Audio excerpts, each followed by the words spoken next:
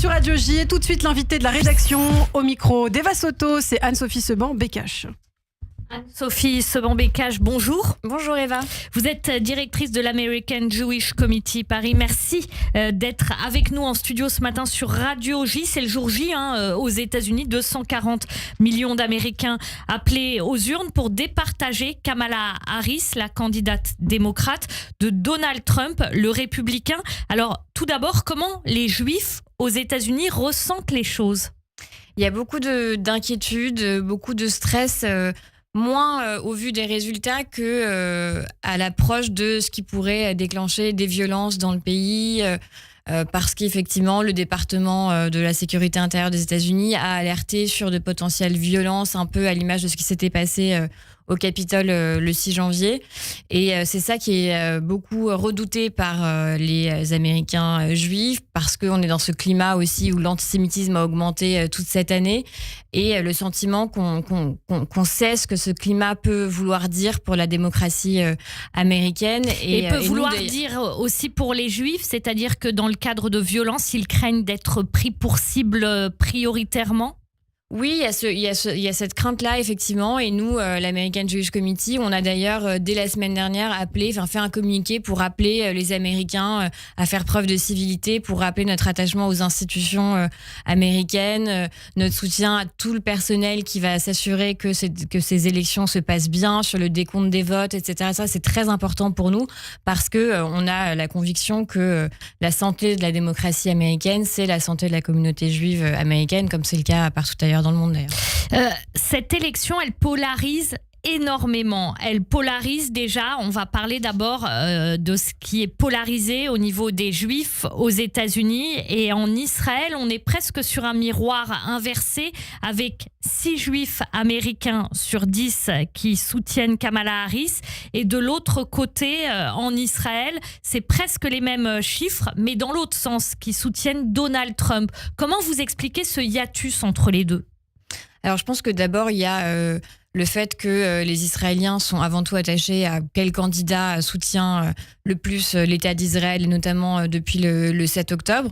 Et il y a l'expérience de Donald Trump à la Maison-Blanche, qui avait d'abord déplacé l'ambassade à Jérusalem, qui a ensuite été le président qui a permis les accords d'Abraham, et qui sont aujourd'hui effectivement un des seuls derniers facteurs de stabilité pour la place géopolitique d'Israël dans la région.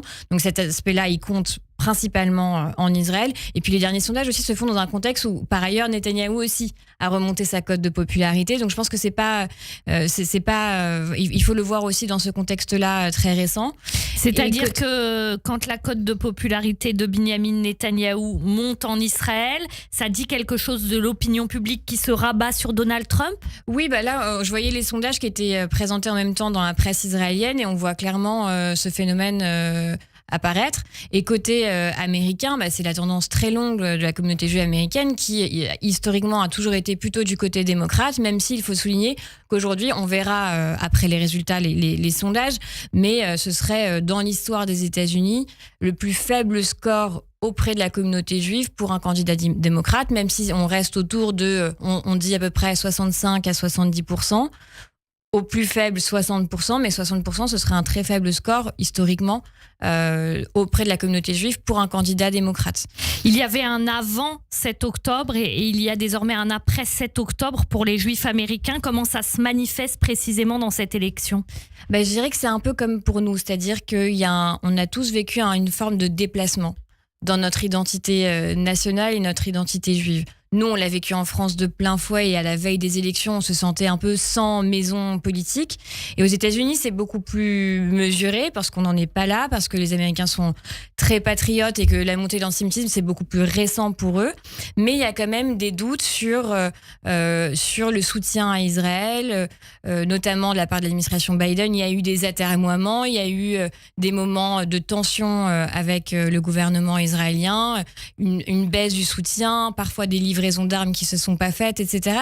Et Kamala Harris, pendant la campagne aussi, a pas été toujours très claire sur sa position, même si globalement, et nous à l'American Jewish Committee d'ailleurs, on est assez confiants sur le fait que quelle que soit l'administration demain au pouvoir aux États-Unis, les États-Unis resteront le premier soutien à l'État d'Israël. Et nous, on a travaillé avec les deux administrations, une organisation qui est non partisane, et on n'a pas de doute sur le fait qu'on pourra continuer à exercer ce soutien, à pousser ce soutien, et qu'il sera présent et qu'il continuera à être bipartisan. Anne-Sophie Seban-Bécache, est-ce qu'on peut considérer l'axe Israël-États-Unis seul, puisque les relations sont de plus en plus mondialisées? Est-ce qu'on peut juste considérer ces liens-là? Parce que dans la politique étrangère américaine, il y a d'autres choses qui comptent, y compris pour Israël. Par exemple, l'Iran, la Russie. Je sais que dernièrement, à l'American Jewish Committee, vous avez reçu un conseiller de Donald Trump, Gabriel Noronha, qui vous a parlé de la politique que Donald Trump emploierait par rapport à l'Iran. Que vous a-t-il dit ? Oui, effectivement, c'est un point qui est très important, qui suscite l'inquiétude aussi de la communauté juive américaine, parce que la grande question, c'est de savoir quelle sera la stratégie vis-à-vis de l'Iran dans ce moment de riposte, de guerre avec Israël.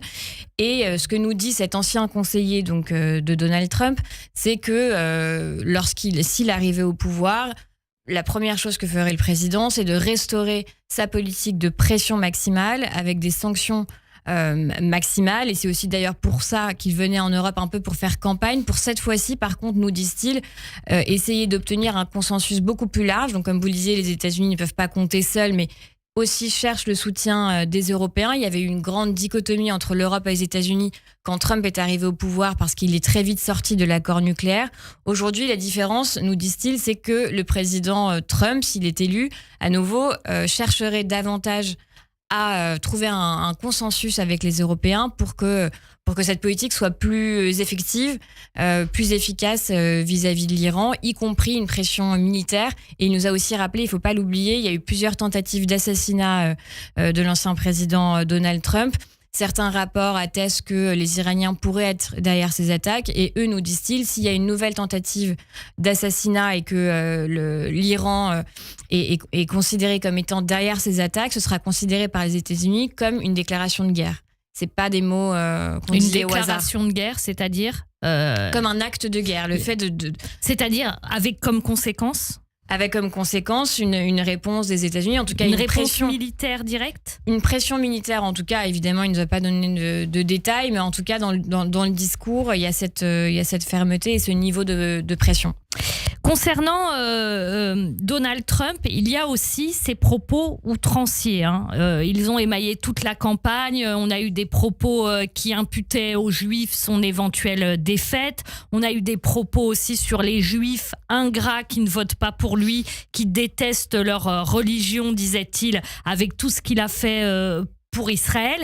Il y a ça aussi chez Donald Trump. Est-ce que ça compte énormément dans le cadre de la campagne aux États-Unis pour les Juifs américains? Qu'est-ce qu'elles en disent de ça, les organisations juives américaines? Oui, bien sûr, ça compte énormément. Ça a été une très très grave erreur que nous, à l'American Jewish Committee, on a condamné extrêmement fermement, puisque de considérer les Juifs américains comme étant potentiellement le principal facteur de la défaite de Donald Trump, et puis cette manière de les essentialiser aussi, puisque dans tout ce discours-là, il expliquait qu'en fait, lui, il a été le président le plus grand soutien d'Israël, et que dès lors...